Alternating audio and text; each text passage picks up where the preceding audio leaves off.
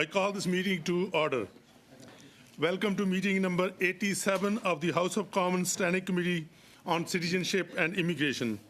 Today we are studying the subject matter of Supplementary Estimates B for Immigration, Refugees and Citizenship Canada. For the first hour, I am pleased to welcome the Honourable Mark Miller, Minister of Immigration, Refugees and Citizenship. He is joined by several officials from the department, starting with the Deputy Minister, Ms. Fox, then Ms. Manso, Ms. Dorian, and then Ms. Beard and Ms. Park. Welcome to the committee. With this, Minister, you have 5 minutes to start. Before you start, I want to request the honourable members, instead of doing the cross conversation, I know, Alexei, you like when the French speaker comes in, but I would request if they can go, you can go through the chair, but I will make sure that if minister is taking a bit longer, just raise your hand. I will interrupt and I will take the time into consideration so that the members get a fair question, a fair time with the ministers. So with that, you guys, behave yourselves. With that, Minister Miller, the floor is yours for 5 minutes. Thank you, Chair. I know that was a very nice way of telling me not to get worked up, but so I appreciate the indirectness of it. But I do want to start by saying that and acknowledge by saying we are meeting here on the traditional and unceded territory of the Algonquin people. I'm here today with the officials that you named to discuss the work we're doing to strengthen the immigration system and reduce backlogs, manage increased interest in Canada that we see at historic levels, and the need for skilled labor across the country. In November, as you're aware, I tabled the annual immigration levels plan for 2024 to 2026, which stabilizes immigration levels in 2026 to ensure a sustainable and responsible path for immigration. This plan will help businesses find the workers they need. It will also keep Canada on a path of long-term economic success, and it will stay true to our humanitarian traditions. We're taking steps to ensure that our immigration levels are aligned with pressures in areas such as housing, notably, and infrastructure. We continue to work with all levels of government in this regard and are taking immediate action to address urgent housing challenges, notably for asylum claimants through the Interim Housing Assistance Program. In particular, Canada is providing $212 million to reimburse provinces and municipalities to provide safe shelters for asylum seekers and relieve housing pressures for municipalities. This includes $97 million for the City of Toronto alone, relieving pressures on the Greater Toronto Area as a whole. More recently, we announced $7 million in funding towards a new reception centre in Peel to provide temporary shelter for asylum seekers and divert them from the shelter system, helping to relieve pressures on Peel and the surrounding area. Not only will this provide asylum seekers with warm shelters ahead of the winter months, but the Peel Reception Centre will also connect them to essential services and supports. We're also taking steps to improve processing times so that we can welcome skilled newcomers to Canada more quickly and more efficiently. Through changes to our permanent resident immigration programs, we are bringing in the workers needed to address skills and labour shortages across the country. I met with my provincial and territorial counterparts to discuss the need to attract skilled workers to address critical labour shortages and to work in a more coordinated fashion. Par exemple, for instance, construction companies are looking to hire thousands of workers to help build new homes and infrastructure. Le financement contribuera. As such, funding will also contribute to capacity building and overall system and processing improvements that support the immigration levels for this year, next year, and in 2025. Also improve the efficiency of temporary resident processing by streamlining immigration processes to help employers in vital sectors like agriculture, healthcare, construction, and technology to bring in skilled foreign workers more efficiently. Les investissements dans les technologies, la capacité de transformation. These investments are critical as we have been facing unprecedented demand to come to Canada across many categories of newcomers. With new digital solutions, automating certain administrative tasks and streamlining processes, my department is reducing wait times and application inventories to bring in workers, students, and visitors here more efficiently. Funding for improving our temporary resident processing will help us speed up visitor visa, work and study permit applications, and the decisions that come with them. Même si nous demeurons concentrés. While our focus remains on economic immigration that supports employers and communities, we're continuing to meet our commitments to reunite families and address humanitarian crises. Extended support for those affected by Russia's illegal invasion of Ukraine, providing temporary refuge for more than 200,000 Ukrainian nationals and their family members. Le financement reflète donc. Funding reflects the extension of the Canada-Ukraine authorization for emergency transport from March to July of this year and the extension of support measures needed after these vulnerable newcomers arrive. These support measures have been extended until March of 2024. The Government of Canada has allotted $53 million in the context of the Canadian-Ukraine authorization for emergency travel to bring Ukrainian nationals to Quebec in the last year and the coming year. In with our plan to stabilize immigration while helping businesses find the workers they need both quickly and efficiently. We continue to harness our immigration system to chart Canada on a path of long-term success, all while staying true to our humanitarian traditions as a country. Je vous remercie. Thank you. I'm happy to take your questions. Thank you, Mr. Right on the dot. Before I go to the first round, we have two honorable members that are visiting us and will asking questions. Mr. Godin, welcome, and also Mr. Morris, welcome to the committee. There were some questions from the committee or the staff that we are booked till, we have the resources till 7 o'clock, but that does not mean that we got to go to 7 o'clock. We will work. You can tell me anytime to adjourn. I will work with that. Mr. Bruno Duceppe. Ouais, moi j'ai prévu un comité de 2.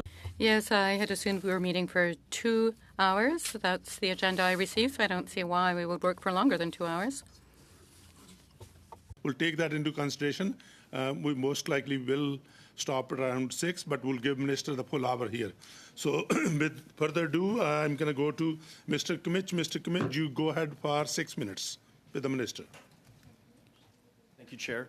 So, Minister, in your opening statement, you talked about construction workers. I'm glad there was a mention of that. You then talked about different policies to address gaps in the workforce. The one I didn't hear you mention was healthcare and addressing the shortages in healthcare we're hearing stories from across the country of doctors who are from the United Kingdom, they're from South Africa and other countries with comparable training, waiting for permanent residency. So the case I wanted to bring up is an Ottawa area doctor, Dr. Carmen, I'm going to say Bilchea, who applied for permanent residency and was rejected by your department. Why is that? Have you seen the story? Minister Miller. It's both imprudent and bad policy to comment on individual cases. I do understand that the individual applied under the express entry draw. I don't think the conclusion is that person is excluded from permanent residency. That is all that I can speak to publicly about it, but it is clear that in the context of healthcare workers, of which since we spoke or since the summer we've drawn in 2,000, which I think is important, there's definitely a need for doctors. But Chair, she has gone public. It's in the news. There's an article, CTV News Ottawa, they're reporting on this. In her particular case, she came to Canada in 2021 from the United Kingdom. She works at Meadowlands Family Health Center. 1,200 patients are depending on her for health services. And you're telling me you're not going to comment on this story. Has anyone in your office reached out to her? Honourable Minister. So again, there are pieces of information I am not at liberty to speak to you about. What I am at liberty to speak to you about is her permit, which allows her to practice till 2028. I think you know that we are quite strict and stringent about the level of information that we do share with the public. Even if someone does go public, it does not correspondingly mean that the Minister of Immigration, Refugees and Citizenship can speak publicly and broadly about the details and the merits of the case. I can say quite clearly that we absolutely do need doctors in this country, whether they're homegrown or brought in from abroad. So in the same article, the doctor says it. She will have to return to the UK in a little more than a year or risk losing her medical license that were there, where it has to be renewed yearly. So because of red tape, you're saying because of red tape, your office has not spoken to her, you've not reached out to her, nobody's spoken to her. This is a doctor with 1,200 patients. 1 in 5 Canadians, according to CMA, in a survey just early this summer, 1 in 5 Canadians don't have a family doctor. And a family doctor here is saying they're going to have to go back to their country of origin. You're saying, I'm sorry, bureaucratic red tape stops me from talking, doing anything, or helping this person attain permanent residency so 1,200 Canadians can keep having a family doctor. Is that what Honourable you're saying? Minister. With all respect, I think you're making a lot of statements and drawing a lot of conclusions that aren't accurate. The one thing I can say to you is her case should not be prosecuted in front of this committee. I would also add that does not preclude us from having spoken to her, nor can you draw the conclusion that we haven't. So, Minister, we're not prosecuting here anything. It's a story printed, CTV News Ottawa, published November 30th, that goes into the details. I'll quote her to you. It breaks my heart because I do understand how important it is for every single person to have a family doctor. She goes on, the entire immigration process in Canada is extremely lengthy, extremely torturous, is costly, and the outcome is uncertain. Do you agree with her? Honourable Minister. I agree that at times that is the case, but again, to speak to the individual facts of the case in front of this committee is untoward. It doesn't mean that we aren't deploying efforts to make sure that people do have family doctors in this country, and it is the focus of our department. It's the job of members of parliament to advocate for Canadians, and I see 1,200 patients of hers and this clinic who are going to lose a family doctor because you're telling me red tape, bureaucracy, I won't do it. Will you commit, Minister, to reaching out to her? Will you commit that one of your exempt staffers on your political staff will reach out to her to resolve this issue so that 1,200 Canadians can have a family doctor for Christmas? Honourable Minister. Something that I'm going to talk about publicly. If it gets done, you can draw your own conclusion. But again, what you're using the committee's time to do is to talk about a news article that I think is very compelling. Some of the conclusions actually do apply to some of the challenges we face as a department. But you're also asking me to talk about specifics and facts that exist within the department that would be utterly wrong to do in a public context. Well, let's make it generic then. If this happens again over the next 6 months, how will you react? Will you reach out to the doctors to make sure it doesn't happen again? You have occupational draws that are being made, and there are certain amount of spots being set aside for it. I would have thought a doctor who's already practicing in Canada would then be eligible to stay, and your department would make sure that they would get one of the very few permanent residency spots that are afforded to them. So in the future, just make it a generic case. When this happens again, will you reach out to them? Will you make sure that Canadians can keep the family doctors they have now and that those people will get permanent residency in Canada? Minister, you have 30 seconds. It's been quite clear both publicly and directly to my department that we should prioritize doctors. In the healthcare field that we are deploying extraordinary efforts to attract people from abroad, it is critical to get doctors, and we need to make it easy for them. If that is a very important answer that I'd like to offer this committee, and I've kept it deliberately general to preserve important facts and information that we need to keep confidential. Honourable Member, you have 10 seconds. In this particular case, Minister, you say you've directed the department to look at family doctors. It didn't happen in this case, and she had to go public. She went to a journalist, and it's all over the news right now. Thank you. Honourable Member, the time is up. Minister, you want to respond? For what people put in the news, that is their choice, and issues like these are unfortunate when they arise in the public domain, and it is clear that we have to do a better job at making sure that we do attract and keep doctors in Canada to make sure that patients are well served. Thank you, Minister. I will go to now Madam Jahid, you go to the Minister now for 6 minutes, please. Thank you, Chair. Thank you, Minister, for appearing before the committee. Minister, I know we all have been deeply moved and concerned by the humanitarian crisis happening in Gaza right now. I know that your colleagues at Global Affairs are working hard to allow all Canadians, permanent residents and their families, immediate families, to leave Gaza.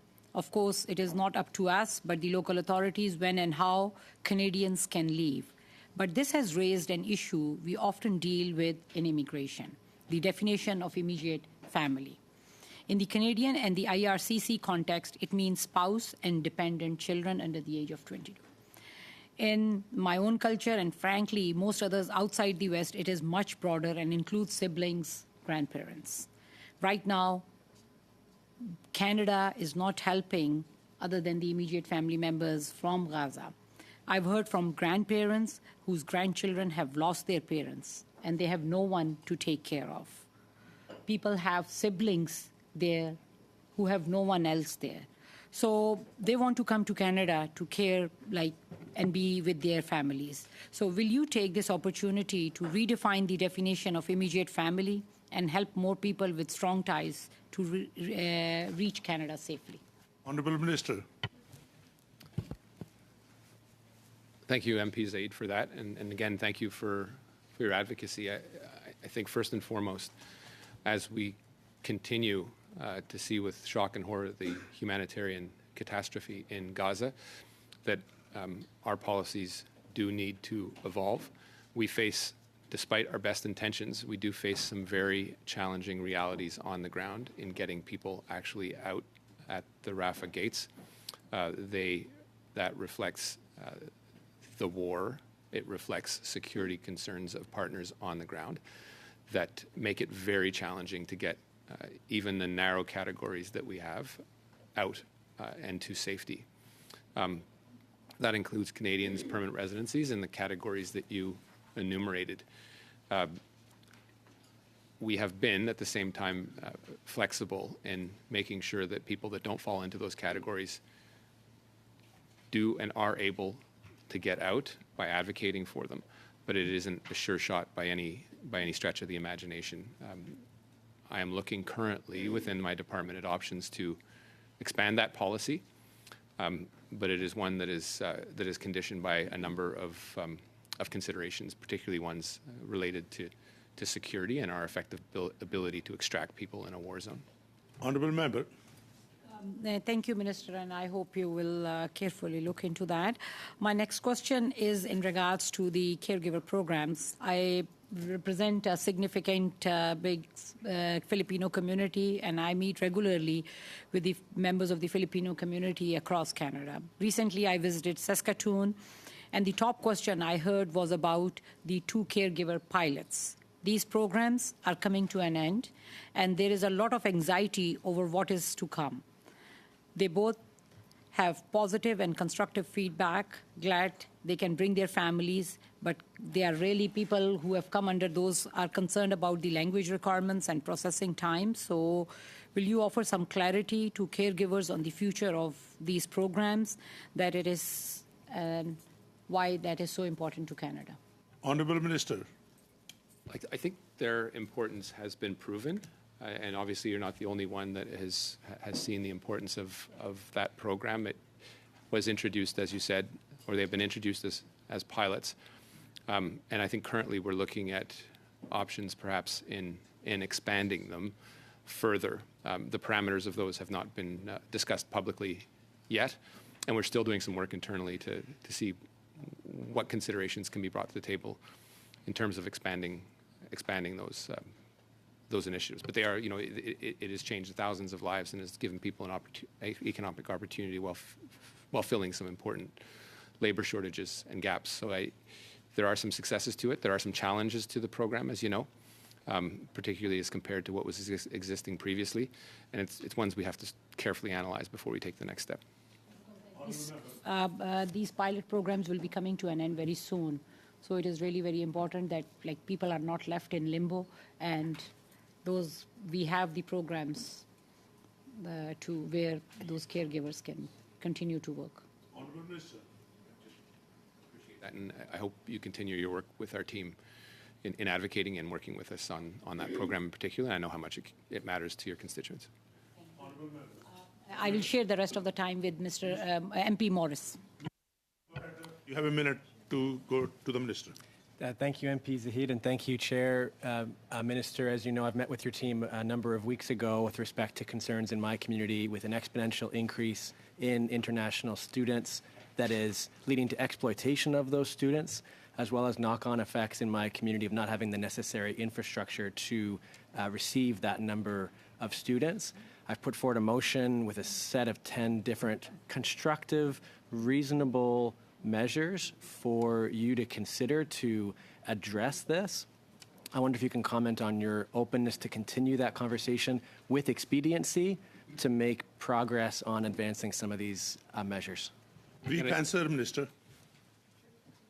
Thank you, MP Morris. yes is the answer. I've looked at it. There are different elements of it that I think are compelling. We are hoping to make some announcements in the coming days with respect to making sure that international students are properly cared for and that they have, for example, sufficient funds to be here. It is something that we need to continue working on both federally and provincially to make sure that people are really assuming the responsibilities in their own jurisdictions. It has become a program that has been subject to abuse. The worst forms of it should be eradicated immediately, and the perverse incentives that have been created need to be addressed.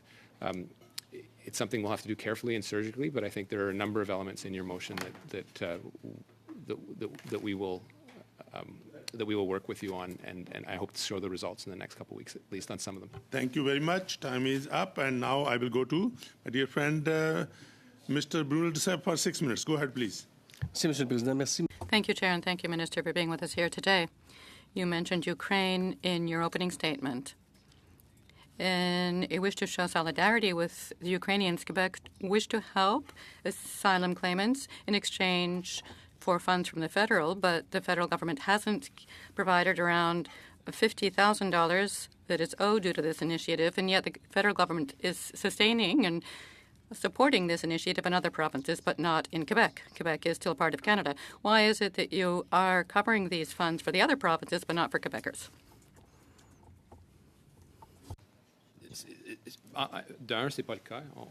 Well, for one, that's not the case. We have supported Quebec, covering costs. There's perhaps an excess, extra cost that exists, but it is true that this is programming that applies across Canada and so includes Quebec. So you're telling me that the concerns of your vis-a-vis in Quebec are completely false, that you paid for everything for the Ukrainians? That's what you're telling me? We paid for a good deal of the housing. We covered a number of the financial costs. As for some disagreements, perhaps regarding some sums that we receive advice of every once in a while, well, I'll leave that to the minister. Well, why is it that Quebec is the only one to be sending you an invoice and the others aren't? Perhaps because you're funding everything and the other provinces aren't outputting any funds for this? Well, in all honesty, if we look at the Canada-Quebec agreement, it's highly favorable to Quebec. There's quite a number of funds that go to Quebec that other provinces would like to have. It's not true, of course, that other provinces don't make requests for sums. You may have read the media reports to the effect that the City of Toronto is now asking for $100,000 over and above the $100,000 that was already sent through at the interim housing assistance program level. So it's not only Quebec that would like more, but I underscore that Quebec does have a responsibility with regard to its own asylum seekers, and this is a social undertaking that we're all working on together. Thank you. You keep bringing up the Canada-Quebec agreement. You provide Quebec with funds because Quebec has responsibilities that other provinces do not have, because they turn over their responsibilities to the feds. So when the services that you don't offer are to be offered by Quebec, that's why you have to pay for them. That's why we have this Quebec-Canada agreement. It's a little tiresome to hear you mentioning it in the way you are. So the demographics, 55% of asylum seekers in Canada between 2021 and 2023 across Canada. So basically, do you realize that federal money is also Quebecers' money? So 22 cents of every dollar comes from Quebec. Why wouldn't it be easy to pay the $650 million bill such that Quebec would be treated fairly and would receive what it needs, given that it would be paying based on its number of inhabitants within Canada? There seems to be a disagreement here between the province and the feds. Despite what you've said, I will once again refer to the Canada-Quebec agreement. Despite the levels which have been stable in Quebec, there is a multiplier which is rising year by year, whatever levels are set by Quebec. So you mentioned an imbalance. That's one source of it. And under the agreement, the formula that was agreed to over a number of years has been such that the excess amounts sent to Quebec, well, it's not something that has been discussed openly with Quebec, but these are considerable amounts which were paid out over and above what should have been going to Quebec. And this is a discussion that is, when it comes to sending invoices back and forth, well, governments have to be held responsible, including the government of Quebec. Thank you, Chair. The government that is responsible for Quebec is asking you to pay the bill. If there are excess amounts, well, suddenly you seem to have decided that that amount is what Quebec should be paying for asylum seekers. So that makes no sense. You can't decide yourself. That's not the way it works. Look, if you owe me $50 and I owe you $100, I mean, it's just mathematics. Depends on the agreement that was in place. Would there be a hypothetical circumstances? I wonder whether the member would consider such a hypothetical situation where Canada would owe Quebec or any other province. Is that a possible scenario for you, hypothetically? Well, listening to you, Minister, I can see why Quebecers are so worried, because they, too, can hear you. And what you're saying at every soapbox, even though apparently you don't want to say this in public, but what you are saying publicly is that Quebec owes money to Ottawa. That's a pretty big deal to stand on the soapbox and say that, to say that Quebec owes the feds money, whereas Quebec is paying for the teaching French, for housing, for social services, we've received only 15% on that total. And not only are the feds not offering all that, but they don't want to pay for it. Imagine, I mean, this is a shared jurisdiction. The feds do nothing, and Quebec does everything, and you call that shared?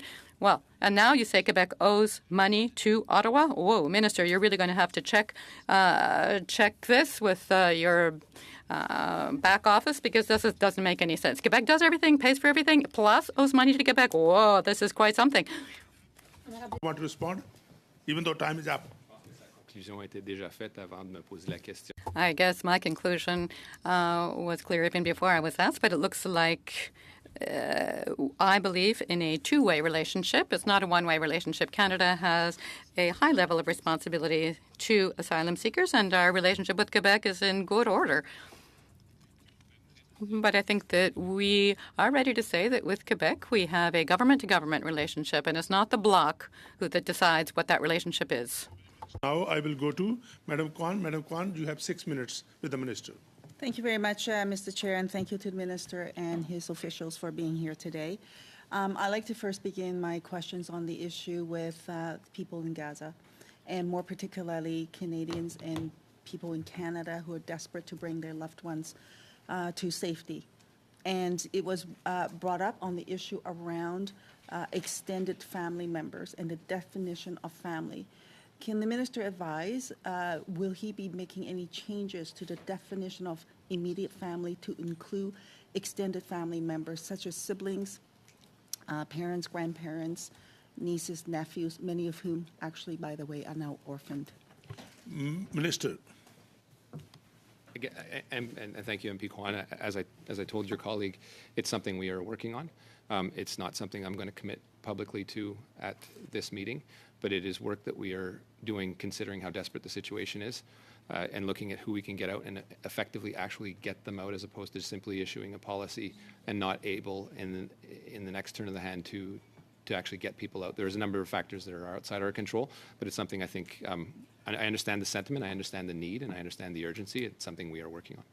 Well, I would say this, I get it that there are other factors to which has to be navigated through in order to get the people actually to safety. But first and foremost, for them to get through the first barrier, is the Canadian government willing to accept them, and therefore creating a policy that allows for it in a fair and systematic fashion, and not in a one-off situation.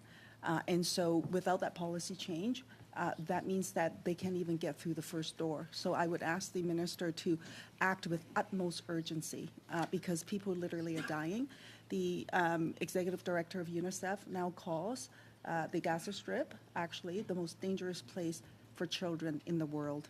And that is the reality that people are faced with. So I think there's no time to waste. And I don't think it's a difficult policy to change in that regard.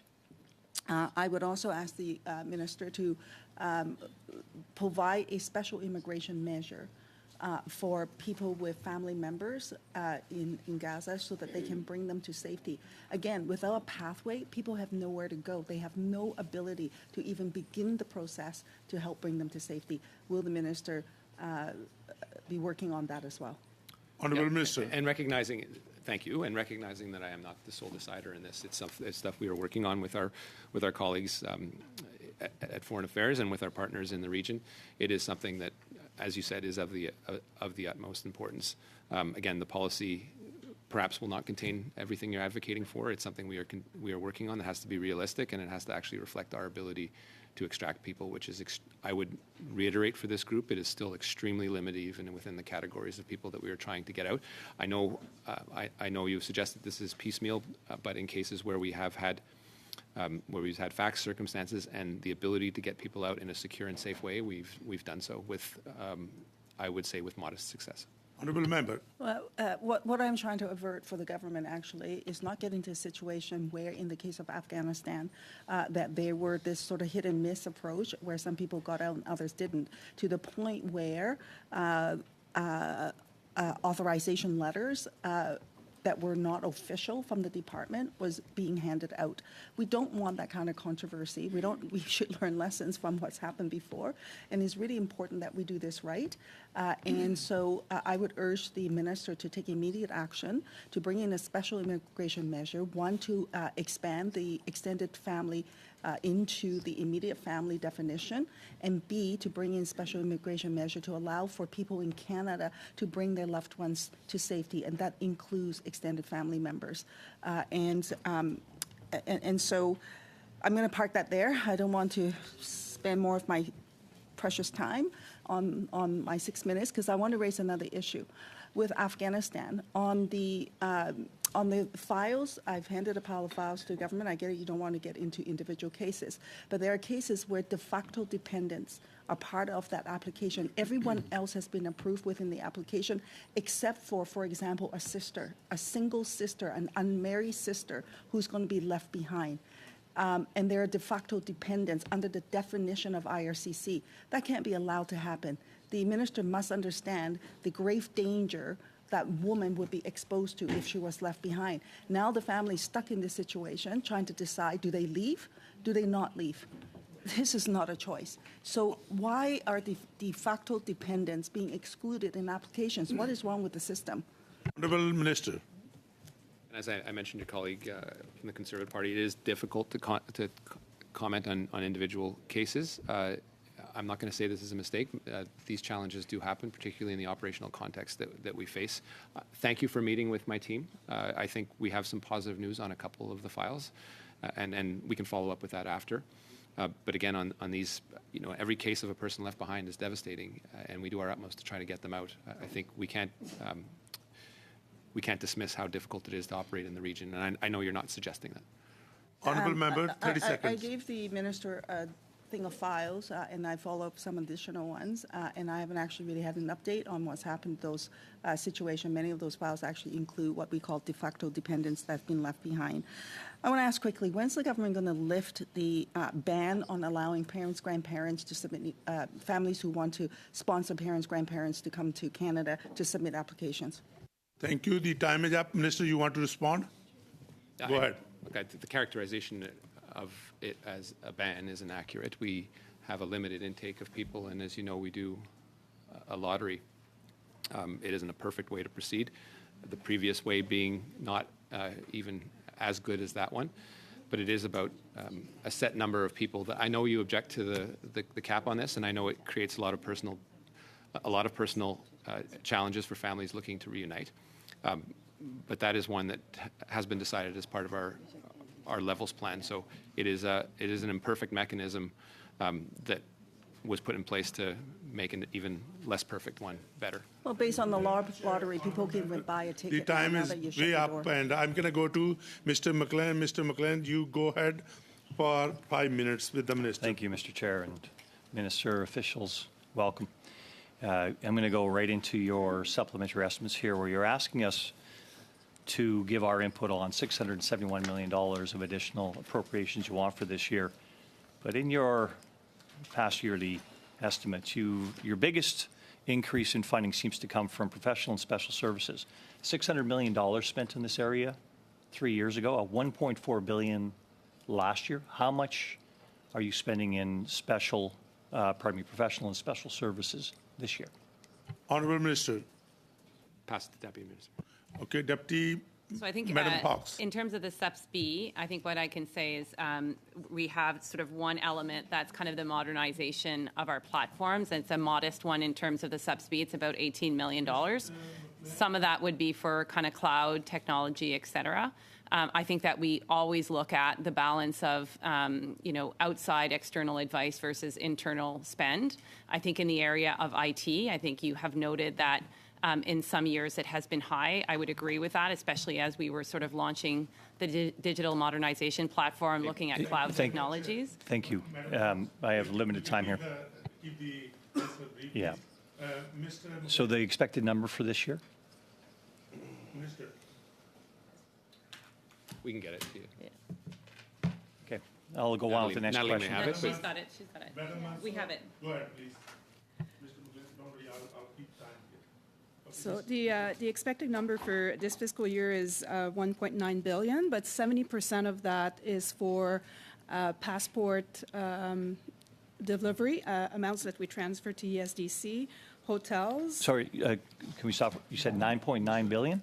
1.9. 1.9 billion. Thank you. 1.9 So billion. from 1.4 to 1.9, so another $500 million increase. No, 70. Well, yes, but 70% of that is for it includes hotels and the interim federal help program, which have increased since last year.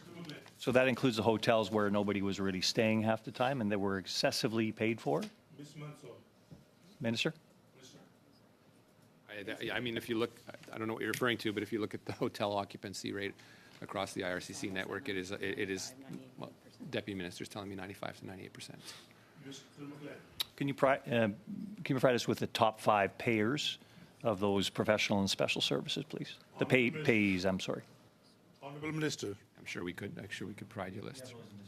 We can have the full list later. That would be appropriate. Thank you. Mr. McGlynn. Okay. Starting in 23-24, the government announced $14.1 billion in spending reductions over 5 years. That's $14.1 billion. There'll be $500 million that's expected in cuts this year on consulting, other professional services, et cetera.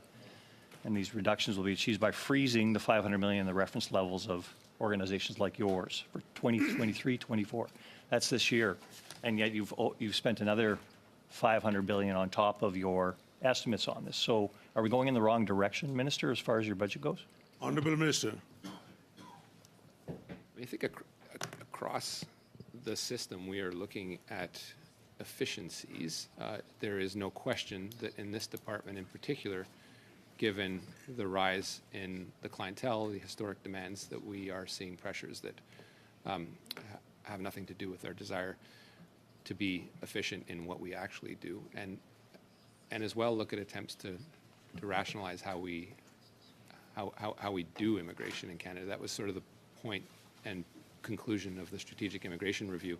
Yeah, thank you, Minister. And but you continue to push these out. I mean, this is the department you're in charge of at this point in time. You continue to push these numbers out as if each year you're going to have a reduction, and every time you come back with more SUPs, that pushes you beyond what the last year's spending was.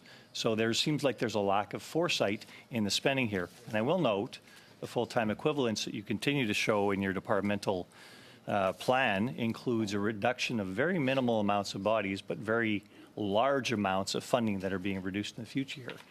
Is this a mirage, or are you actually putting some planning into this about how you're actually going to meet the needs of the department with the resources you have presented in the main estimates?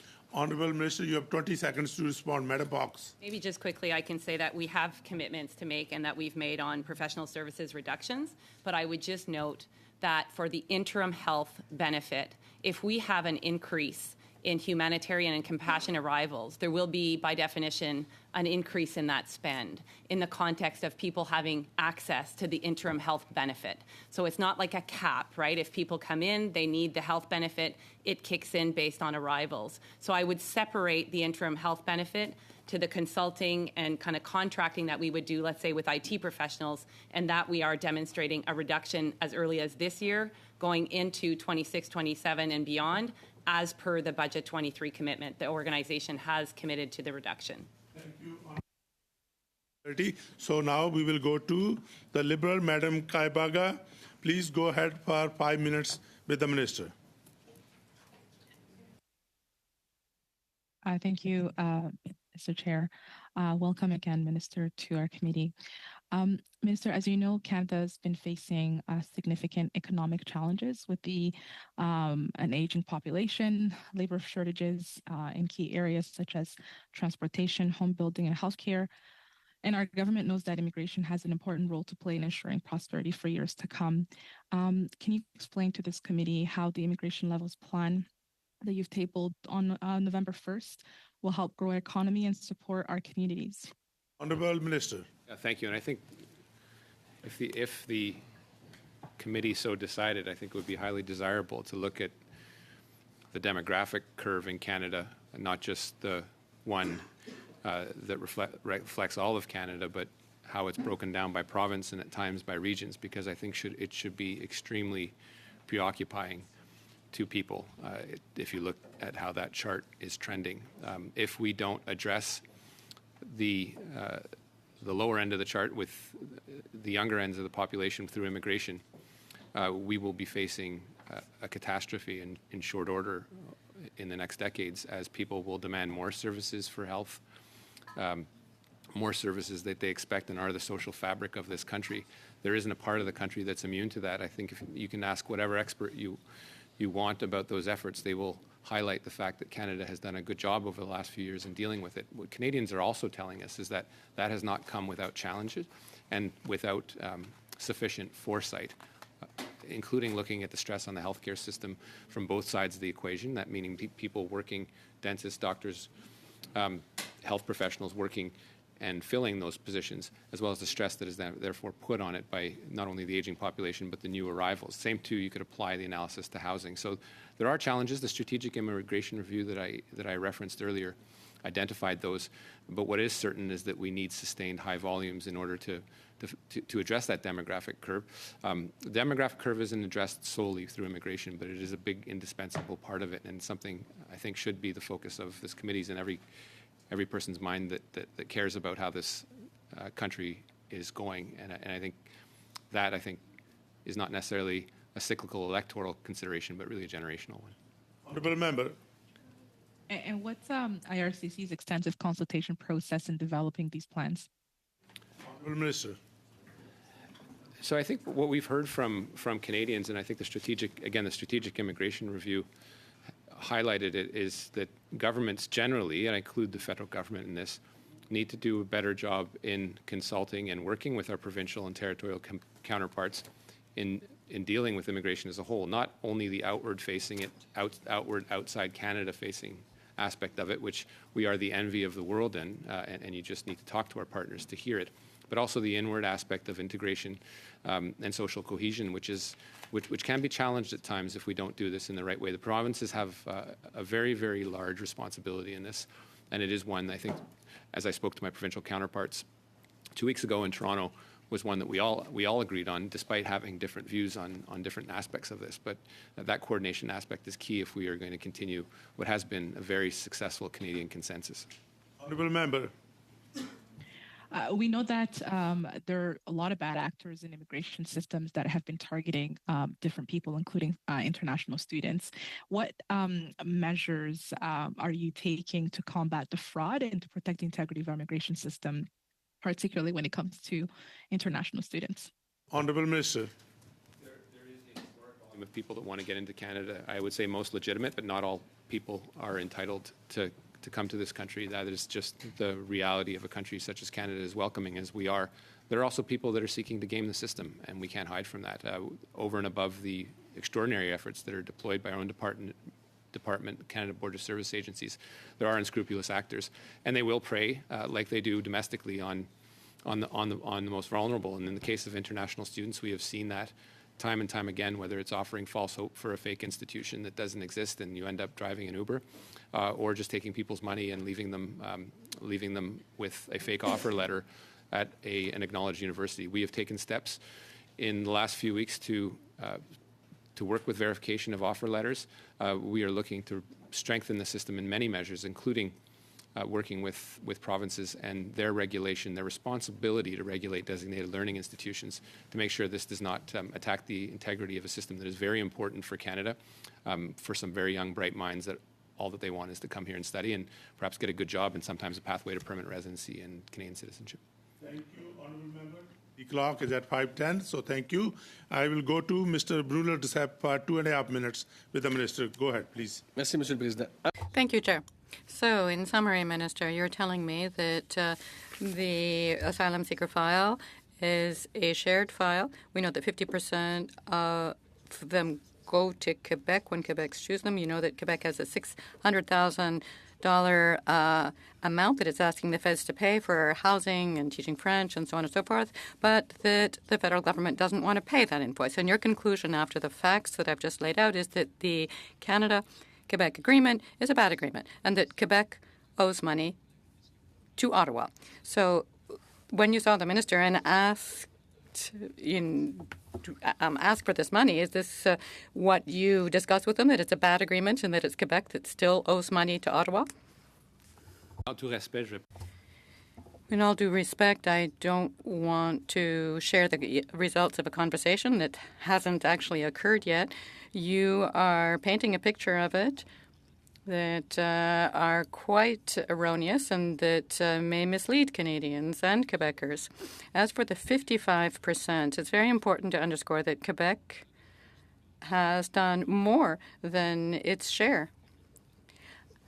And in some ways, I'm asking it to do more, that 55%. Let's look at that figure, though. We have placed a number of asylum seekers in the Maritimes. We pay for the hotels there in that area, as well as in Quebec. Many people, indeed, came in through Roxham Road. Many people who are francophones, by the way, and others then moved from Montreal to Toronto. So that figure is something we need to look at very carefully to understand what it means. There are a couple of provinces that are bearing the brunt and perhaps the benefit as well once these people do become citizens, and that's Ontario and Quebec, given that they're close to the States and given that they have the Pearson and Trudeau airports. You say that I have misrepresented the facts. You yourself said earlier, and you're welcome to disagree with this, but saying that Quebec owes money to the federal government. Is that the case? You say that there's one province that's doing everything and one that's doing nothing. That's not the case. That's false. $700 million a year. Is that you're referring to the agreement again?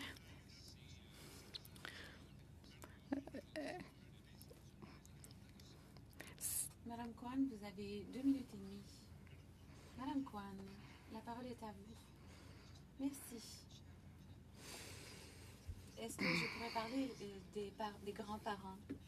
Applications come 2024, January, it'd be 4 years since people have not even been able to submit an application. As the saying goes, you can't win the lottery if you don't get to buy a ticket. That is the case for parents and grandparents reunification right now for many Canadian families. I want to go back to the issue around Gaza. The minister said that he's being as flexible as they can, to which I appreciate. Can the minister advise what are the conditions to which the department will consider flexibility? Honourable Minister. Well, I think as your Liberal member rightly said, our colleague said, there are variations of family configurations that aren't sort of the ones that I identify with respect to my own family. There are people that are considered family members that rightfully need to be supported. I think we look at categories of what those look like. We also look at need. If there's a a relative that is disabled, if there is one that needs particular help, I think that's a consideration that we need to be flexible on. It is also an area where these definitions can become quite broad, and is one that we have to tailor. Clearly, the current definition is one where we have done our utmost with the current security and configuration to in order get for people out, but to it obviously isn't get enough. the minister to make that consideration, what do they have to do if they don't have an application in the system? Honorable Minister. We would have to know first and foremost for security reasons who we are getting out. I think there's some real security considerations that go over and above our discretion. But I think foremost we would have to make sure that those people are the people who they say they are, that they are indeed part of these broader categories, and then effectively that we have the ability to bring them out in a way where we can make sure that the families stay care. Member. As we know, people's home has been bombed and all their belongings destroyed. So is the minister saying unless if they have identification documents, they will not be considered? Honorable Minister, you have 10 seconds to respond. I'm not being as categorical as that, but I think for the safety and security of the situation, we will have to make sure that the people who claim to be part of this category are the people that claim to be part of the category. I have children who are rendered without the parents. They're orphaned nieces and nephews of Canadian families. Would they be able to be considered under special circumstances to be brought to safety? Obviously, these are hypotheticals, but there are also countervailing hypothetical. I can't speak on specific cases, but in the case of children, we also do worry, obviously, about their physical safety, but also challenges with respect to child trafficking, which does exist. Thank you very much, Minister and Madam Kwan. So we'll go to Mr. Godin. Mr. Godin, we'll go to you for 5 minutes, and then Mr. Alcori, and then we will end the meeting with the Minister. Mr. Godin, 5 minutes. Go ahead, please. Merci, Monsieur le Président. Thank you so much, Chair, and thank you, Minister, for being with us today. Indeed, Minister, my first question is for you about the expenditures in 2023-24. Are there extra funds that have been set aside for Francophone immigration?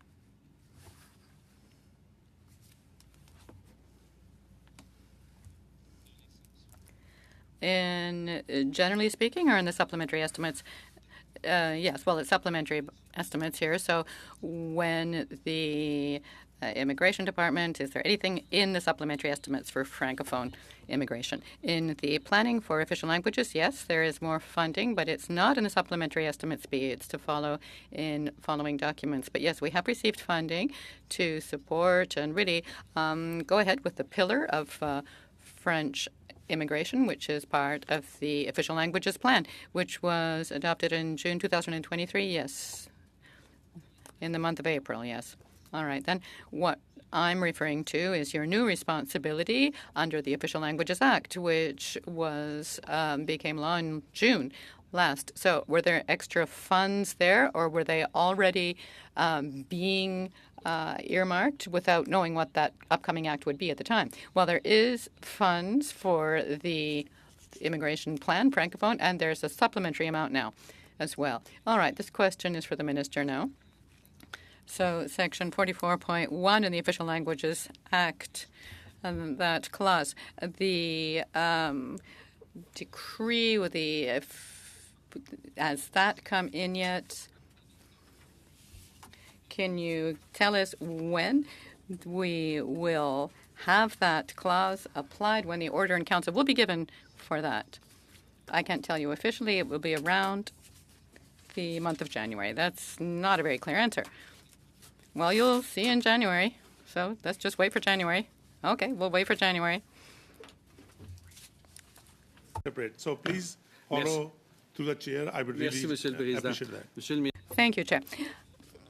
Minister, I'd like to know, for the increased numbers of immigration requests, that's what you mentioned in your, we're talking about in your opening statement, and you stated that there are a higher number of immigration requests. Can you tell us what the proportion of Francophones and Anglophones is?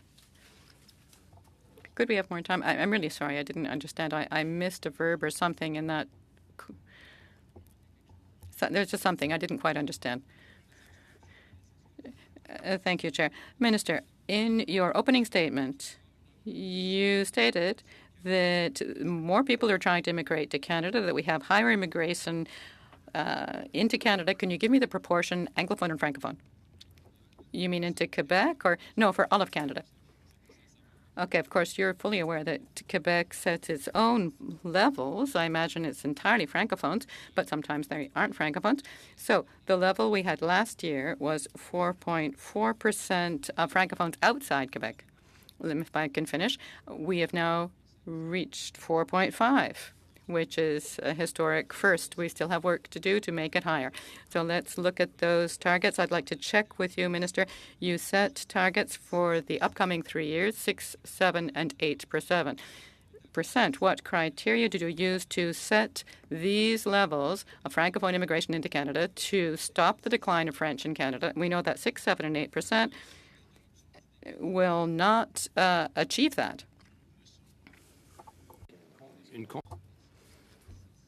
We held a broad consultation across Canada. We also considered turn to our internal resources and the levels that we have been able to achieve in recent history, which were far below 4%. And I looked at the feedback as well as what we were being asked, and we set realistic levels and targets.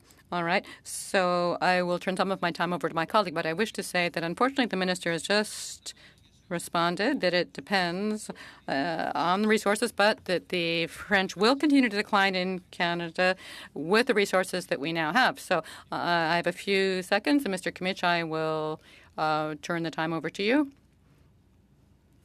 Please go ahead. Thank you, Mr. Chair. Earlier today, I asked your deputy minister about the Coward visa program, Minister. In the Yates report, it talked about only 10,000 was the original group of people you thought, the department thought, would be allowed to stay as permanent residents. There are over 200,000 Coward visa holders. What's the future hold for them? Can you commit to finding a path to permanent residency for these war refugees that have come to Canada? Just pour répondre au député Godin. Just to respond to Member Godin, we have a higher target, 8%, and the Conservatives did nothing. They were around 2 or 3% when they were in government, so it's hard to take criticism from that. Look, I think we will have to have a discussion about what that pathway to permanent residency is for Ukrainians that wish to stay. Currently, the plan, and we have some geopolitical considerations, as you well know, with respect to the permanence of those people that are here, that are well over 200,000. There is, as you mentioned, a pathway for people seeking permanent residency, but the general expectation is that those people do return to rebuild Ukraine once the war is won. That is a reality, and it is one that is not without geopolitical consequences if we decide to expand permanent residency currently. There are pathways. Are they sufficient? I think time will tell. And there is a point where Canada will have to make additional considerations, but we aren't prepared as a country to do that now. Thank you very much, Mr. Commissioner. Now I will go to Mr. Al-Khoury. Mr. Al-Khoury, you go ahead for 5 minutes with the Minister. Merci, Monsieur le Président, et bienvenue. Thank you, Chair, and welcome to the Honourable Minister and his extraordinary team. Honourable Minister, Canada is being seeked out by many asylum seekers, and this has led to considerable pressure on the housing system in Canada. And as winter approaches, this is becoming an urgent matter. Less than 2 weeks ago, our government announced supplementary funding to the Peel region to open a new welcoming centre, which will temporarily house asylum seekers. Could you tell us whether the benefits of this funding and the reactions of the parties will really meet the needs? As you've seen in the media reports, with the considerable numbers of asylum seekers seeking asylum in Canada, especially in the Toronto region, well, there was need for the federal government to take action, working with the mayors of Brampton, Mississauga, and Toronto, we have undertaken a number of actions to ensure that people are housed, especially, of course, for the holidays and the winter. And the announcement we made was to fund a reception center near Pearson Airport, $7 million from the federal government and additional funding from other levels of government to make that a reality, to be able to receive people who may be putting in asylum claims at Pearson Airport, and as well people who are out on the street at present. So this is a very good announcement. It's what the Peel region, Mississauga-Brampton, has been asking for quite some time now. You know that one person died, unfortunately, unhoused on the street. And I'm not sure if we really should distinguish between the street people who are Canadians and those who are asylum seekers. You know, death is death no matter who the person was. But we certainly need historic involvement of the federal level and also of the Ontario government funding as well. I know that they have a historic agreement now with the City of Toronto. It's quite clear that they have a role to play in this area of asylum seeker assistance. And this is something they used to do in decades past, but unfortunately it's a role that the Ontario government sort of withdrew from. Right now, internationally, there are just unprecedented numbers of people who are seeking asylum, and Canada is of course, receiving many of these asylum seekers, even though geographically we are not as close to some of the difficult areas as European countries are. Minister, Canada is a first-choice destination for people looking for a new way to live, a new place to work, to study, and to raise a family and to live in peace. Over the last few years, we have received a greater number of requests, and the department doesn't necessarily have the ability to manage these requests, which leads to a number of service standards that haven't been respected. Could you tell us more about Immigration and Refugees Canada and what you're doing to ensure that standards are respected?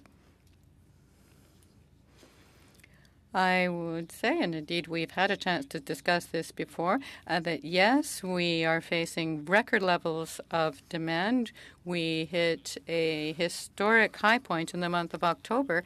I think there were still, 3 months left in the year, and yet we've already got such a high number of people trying to come into Canada. This puts enormous pressure on our department. It's clear that things need to be done differently. And the system isn't necessarily digitalized or working at 21st century standards. So that has been a main project, and the Auditor General has stated that the backlog has been improved and that wait times are not as long as they were at our department, and this is good. As you remember, the wait times were very high as we came out of COVID. And since the Auditor General filed her report, we have applied some of those suggestions and improved matters further. And I can tell you that our department is working 24/7 to improve all its service points. It's a matter of credibility. And with this, on behalf of the committee members, Minister, thank you for being with us today, and hopefully you will be accessible in the coming days, and we're looking forward to seeing you many more times. Thank you. With this, the meeting is suspended.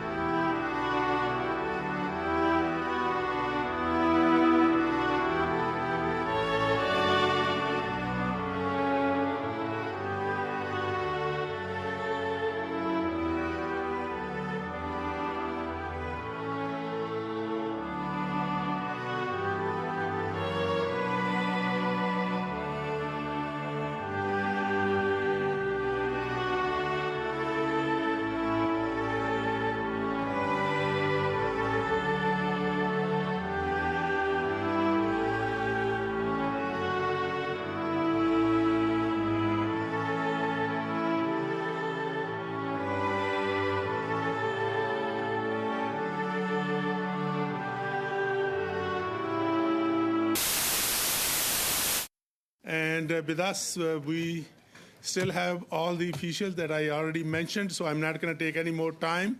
So we will have one round of 6 minutes for each party, and then there is a consensus that we will adjourn because of the votes.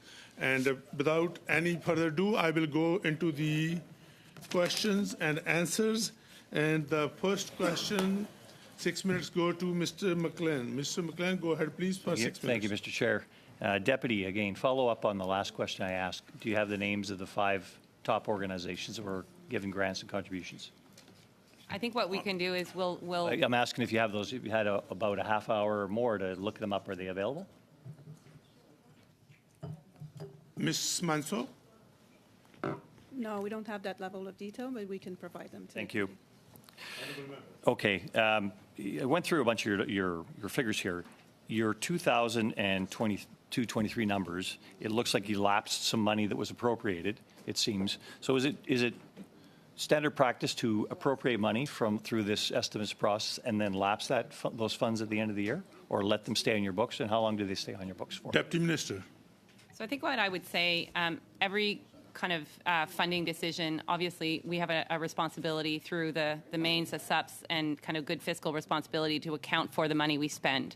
I think in some instances where lapses have occurred, it could be things like the Afghan resettlement program, where the pace of arrivals was not quite exactly as predicted in light of situations we felt on the ground. Exit permits from Pakistan to get people in. And that matters to us financially because when people arrive as a government-assisted refugee, the kind of interim housing benefits kick in. And those numbers can be fairly large in the context of our appropriations. So that's how I would explain some of the lapses that have taken place as a result of So would that amount to about $1.4 billion between the end of the year, last year, and this? Deputy Minister. Sorry, what was the figure you used? $1.4 billion? No, that would not amount for that. So I'll let NFLE speak to that. Madam Manso, go ahead, please. The total lapse was $933 million. 930, so almost $1 billion. Thank you very much. The bulk of the increased spending you're asking for now, you're asking $184 million in operating expenditures and $475 million more in grants and contributions. Again, these grants and contributions, and this is for. Would you explain the grants and contributions to me, please? Honourable Deputy Minister. I think the grants and contributions for us as a department is primarily to the settlement and resettlement network, and the totality of that spend over last year was about $1.3 billion. So in terms of the SUPS estimates, I think what you would see is, in light of the extension of the QIT program, that would mean that some of the benefits associated with it, financial assistance, interim housing, language and employment supports, that would be part of some of the grants and contributions that we allocate within the department. Thank you. Now, we got a difference here between the numbers.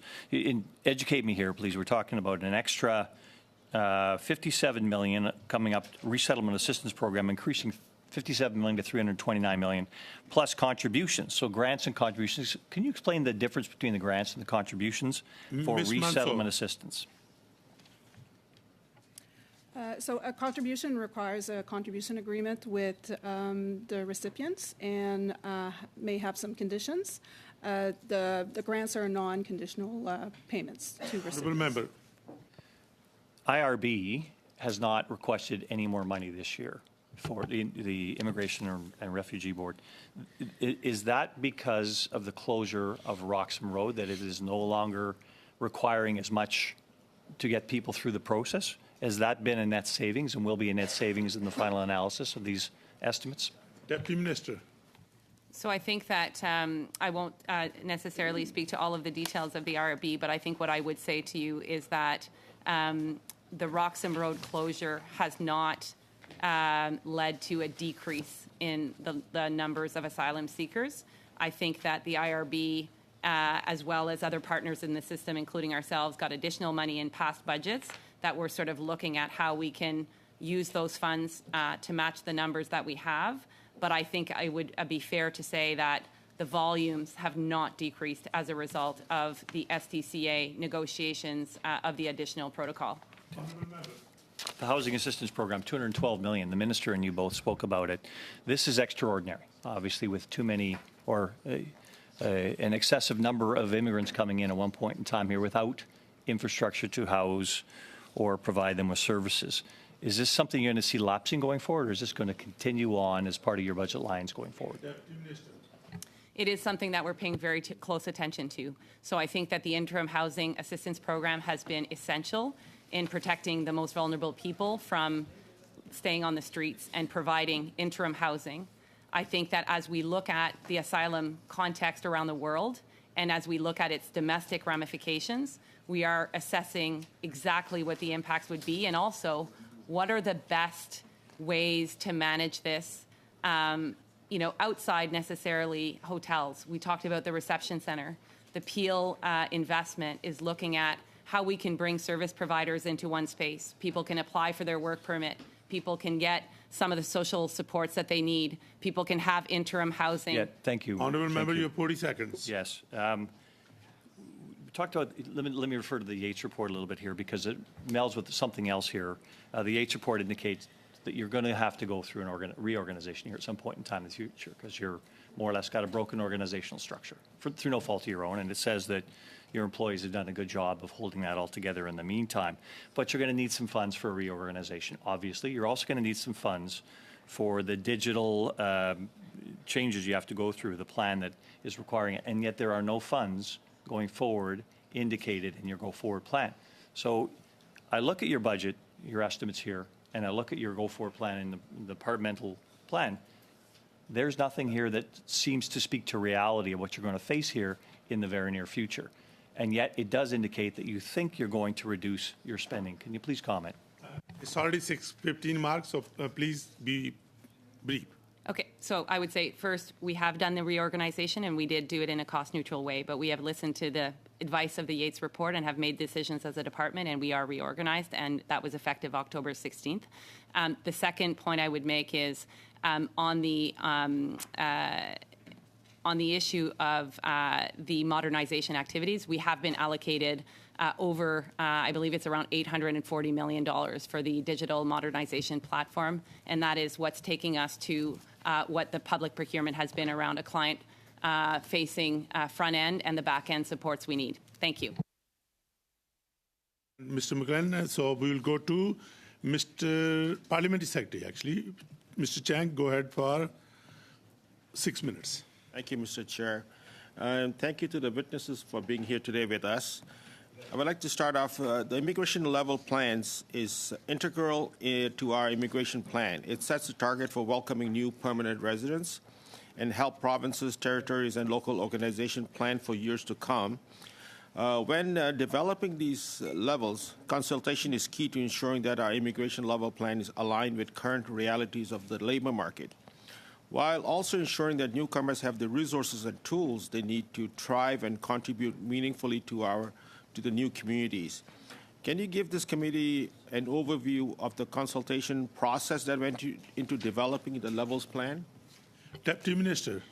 Absolutely. Every year, as we kind of think about our levels plan, the department engages in sort of very formal consultations with provinces and territories, as well as a number of stakeholders. That could be business representatives, educational institutions, faith-based organization, multicultural, ethnocultural associations, municipalities. So I think the engagement is quite extensive. I think where as an organization we tried to put emphasis and make some changes over the last year is around engaging Indigenous leadership across the country to have them more integral into the development of our levels plan.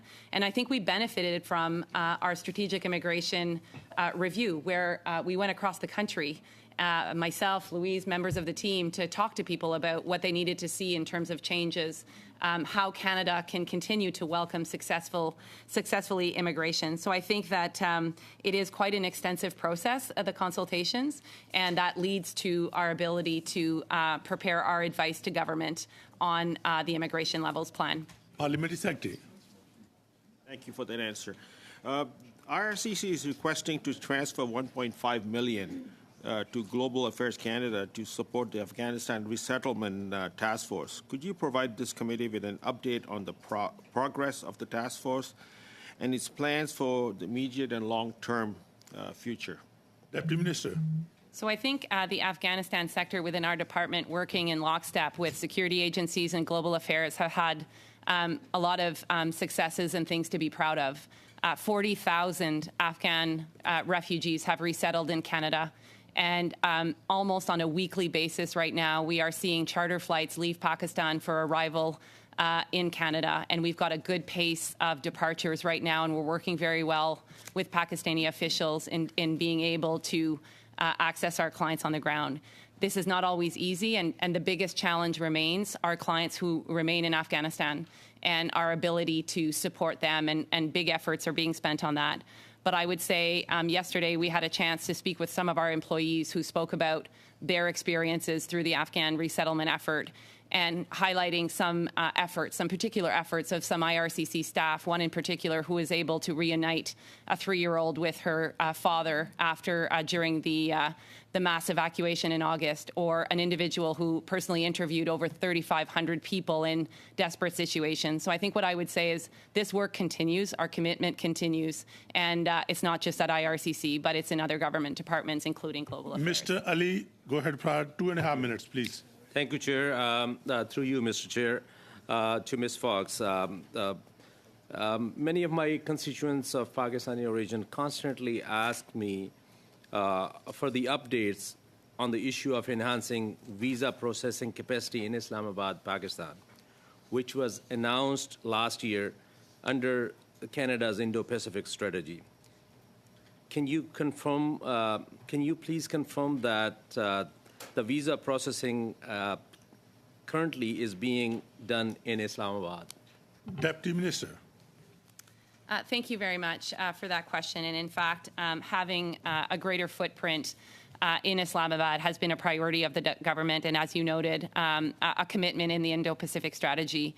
We are able to confirm that interviews, which was an irritant for the Pakistani government, that interviews were being conducted out of Islamabad, can in fact now be conducted in Islamabad.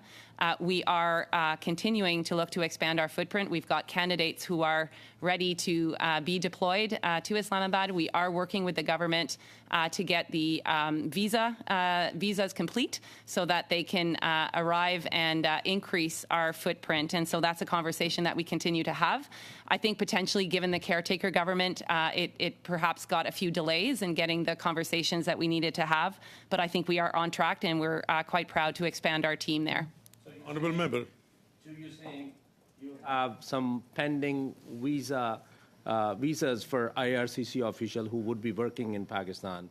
There's currently you're waiting for that from Pakistani government. Yeah. Can you confirm that, please? That is the case. That is the case, absolutely. And so we hope that we get answers on those very soon. Thank you. Thank you so much. If you'd like to add on any other issue, so that would be, I'll give my time to that. Thank you, Deputy Minister. Do you want to say something? Otherwise, I'm going to proceed. Yes. Well, just maybe on Pakistan, I know that there's been a lot of attention on sort of deportations and at times detainment. And so we continue to work with officials. We track numbers every day. We're in communications with our clients who may find themselves in those situations. But it is obviously a big priority for us to work with our clients to try to get them to Canada as quickly as possible, and encouraged by progress that we've seen in charter arrivals. And we hope that that continues until December and in the new year. But our conversations continue to work very closely with the Pakistani government. Thank you very much. And now I will go to Mr. Bruno de Sep for 6 minutes with Deputy Minister and the team. Merci, Monsieur le Président. Thank you so much, Chair. And thank you for being here with us here. It's a pleasure to see you again, Ms. Fox. Last time you came before the committee, I spoke you of the Quebec Agricultural Workers Assistance Plan, and we received this group recently. These were an issue of permits for them, open and closed permits. I discussed the problem of insufficient numbers of open permits for vulnerable workers. There have been 8 negative decisions, even though the file seemed a lot like prior files that had received positive responses. But after my office intervened, together with the office of Mr. Lightbound, we met with their board, and there was a pretty big change. pretty radical. The situation seemed to be straightened out not long after we intervened, but we never found out what actually happened, not in any detail in any case. Overall, I did learn, though, that the refusals came from the same agent. The same agent number was involved for all these refusals.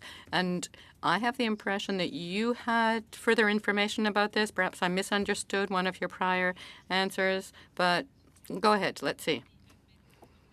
Thank you. When you brought this point up last time, what I did say is that, yes, I'd met these people during a consultation for the strategic review, and they had mentioned some cases where they'd been turned down without giving any specifics, and you asked the question at a committee meeting. So I went back to our team to see the percentages, and I think that you are saying now that, indeed, the percentage was low in Quebec. Right now, it was 47 in 2022. It's now 57% in 2023. So I'm considering the program overall, of course, because the bar is aimed to be lower, given that these are vulnerable people. So basically, that's about the level of evidence you have to give, because we have provided open permits to vulnerable workers more easily. But I think that we need to continue training our civil servants who do make the decisions in order to ensure that we are making the right decisions. Is there a specific civil servant at issue? I will ask the team. I don't have such details before me today, but I can say that we do need ongoing training to the officers who make these decisions, given the sensitivity of these cases. Yes, Deputy Minister, this is a very specific question on a specific issue. I don't want figures. I don't want to hear why and so on. Well, despite the respect that I have for you, I am asking a question about this specific officer.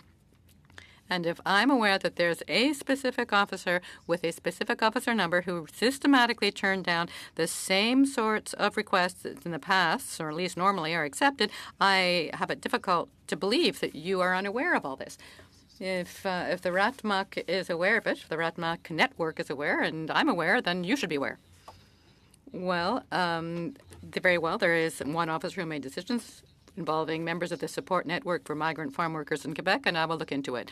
I did bring it up in a prior committee. You said you'd get back to me on it, and I haven't heard anything. There's a hypothesis that people are whispering in the corridors now, and it's perhaps an incorrect hypothesis, but is it possible that there is someone within your department who had a decision-making power to accept or to refuse open permits for vulnerable persons, vulnerable people, had far-right opinions, held far-right opinions, and suddenly the department concluded that that is what was going on and solved the problem. Is it just a hypothesis? I'm just asking that this would have been solved internally without necessarily broadcasting these facts on the public stage. Is this possible, Minister, Deputy Minister? What I would say as a proud civil servant is that we all work from a code of ethics. We are trained. We have conversations with our employees about what our values mean to us individually and to us as a department, as a group. There are often, I could say, people who assume that something has been ill-intended, but sometimes there can be other explanations. It can be lack of training. It can be a new employee that a specific file was difficult to make a decision about and so on. But I can tell you that we often discuss and share about our values and ethics. It's really important to an organization such as ours. Okay, I just want to be clear. I'm not accusing you of anything. All I'm trying to do is shed light on this issue. Should such a thing ever occur in your department, a person with the power to make decisions about open permits for vulnerable people, and should they have systematically refused to issue these because of their personal opinions that were of far-right nature, are you able to tell us publicly that this is what happened? And could you tell us what happened within the department once such a thing should have been discovered, what the consequences would be, hypothetically, and would you ensure us that it would be transparently handled? Yes. Should this occur, not only would I be ready to report this to the committee, but also report what we would have done to solve the situation. Thank you very much, Deputy Minister. Now I will go to Madam Kwan. Madam Kwan, you have 6 minutes with the Deputy Minister and the team. Well, thank you very much, Mr. Chair. My first question to the Deputy is with respect to the people that the government is evacuating from Gaza, how many of them are immediate family members and how many of them are extended family members? Deputy Minister. So right now, just maybe for the committee's benefit, we work very closely with Global Affairs Canada, and the assisted departures in kind of the first phase were focused on Canadians, permanent residents, and their immediate families. I think that, as the minister pointed out, there were situations where people came through, whether with an aging aunt or so there have been cases where people have gotten through the border, and we have facilitated the next steps of that process. I think what we are doing is working very closely with the authorities that are managing the list to try to, at first phase, our focus was definitely Canadian citizens, immediate families, and PRs. But we recognize that we also need to think about broader families, and we are looking at what type of actions we could take in that space. Honourable Member. But how many of them are extended families that have been brought over to date? So just to make sure, extended families and brought over. So many people are staying in Egypt and are not necessarily coming to Canada or going elsewhere. So not everybody is coming here. Second is, as I mentioned, the immediate family was the focus of the assisted departures in phase one. Can we get the breakdown? Could we get the breakdown of the numbers of extended family members that Canada helped facilitate and are now in Egypt? And of those, how many have actually boarded a flight or a plane to Canada and arrived in Canada? If we can get a breakdown of those numbers, I would really appreciate it.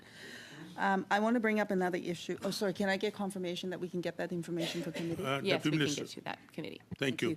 Madam Kwan. For the interim federal health program, I'm hearing a lot from doctors, people in the healthcare sector, whereby their patients are not able to access the healthcare service, and that the processing of those applications are severely delayed. For example, I was given an example of people getting authorization to even begin the health service. The wait time has been 6 to 9 weeks. And so it is happening quite frequently, so it is not a one-off situation in a variety of different health service delivery. And so I guess my question to the deputy is this: what's going on there? And can the department, the ministry, take action to ensure that this kind of delay is not occurring? People are impeded in getting the healthcare services that they need. Deputy Minister. So I think what I would say is that in certain contexts, like we work very closely with panel physicians across the country, and that's kind of obviously people do need to demonstrate medical evaluations and assessments prior to making their applications even in Canada.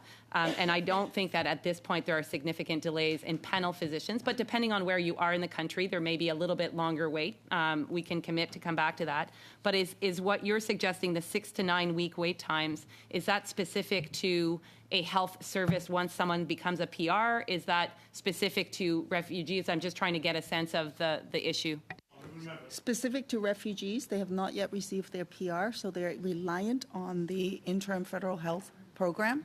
And in this case, the 6 to 9 weeks happens to be for someone who's in need of physiotherapy, not because the physiotherapist is not available, but because they're waiting for the process to be completed so that they can start the treatment. But it's a 6 to 9 week wait time. That's not the only example. I have many others, but I'm running out of time. So.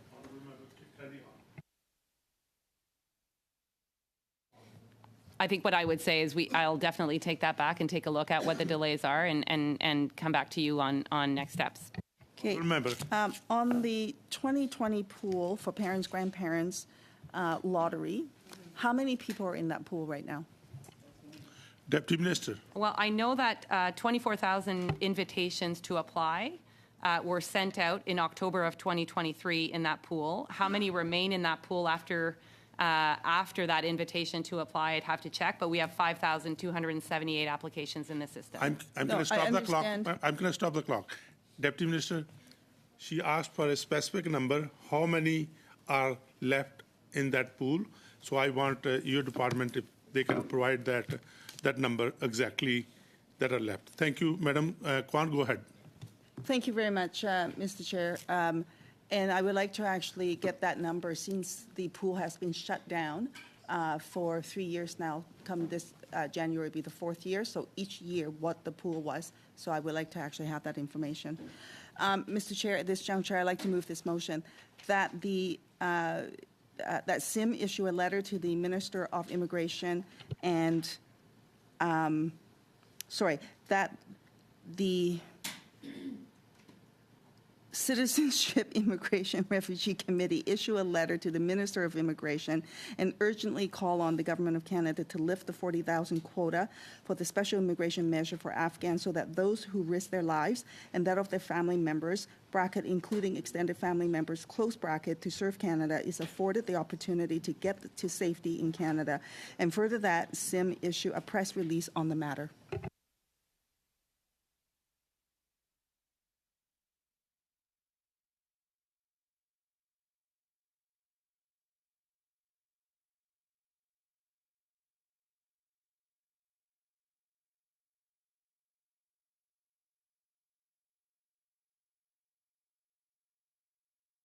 I want to make it clear to the committee.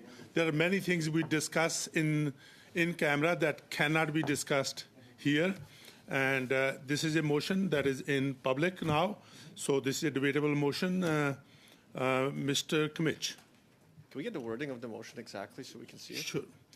Madam Kwan, can you give the wording of the motion, please? Can we discharge the Deputy Minister and the team? Yeah. Okay, Deputy Minister and the team, thank you very much for being here. Mr. Chair, before the Deputy Minister and officials are discharged, thank you first of all. But secondly, can we get the list of the things Ms. Kwan asked for, make sure they're on the record, and that we asked for as well, not just the top 5 contributors or payees, but the full list of payees.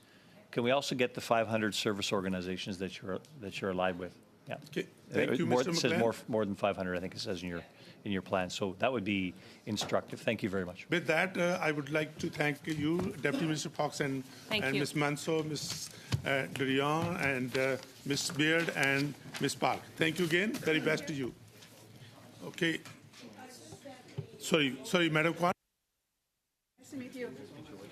But there is something that is talked in the camera. We cannot talk. Okay. Sure. Okay. Thank you.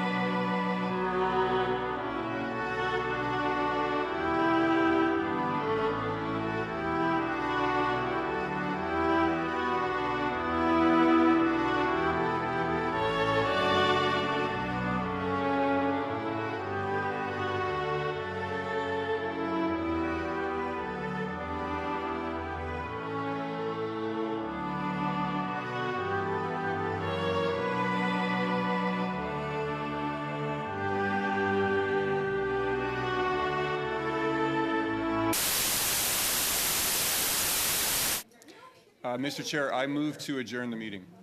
So there is a There is a motion to adjourn the meeting on the floor. So it's non-debatable. I will ask clerk to take the vote, please. I'm sorry, Mr. Chair, on the point of order. Right. What did you just say? Because Mr. Radikoff brought in a motion to adjourn the meeting.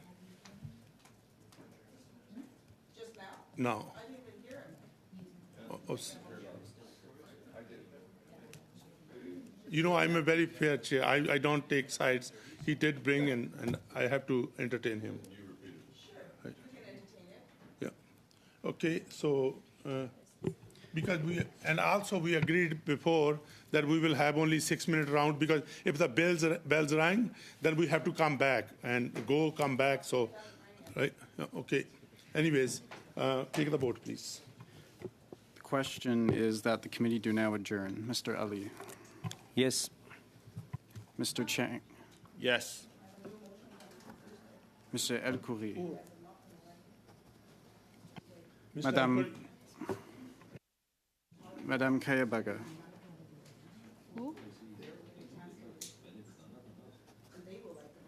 Ms. Zahid. Yes. Mr. Kmitch. Yes. Mr. McGuire. Yes. Mr. McLean. Yes. Mr. Redikoff. Yes. Mr. Brunet Duceppe. No. Ms. Kwan. No. Yeas are 9, nays are 2.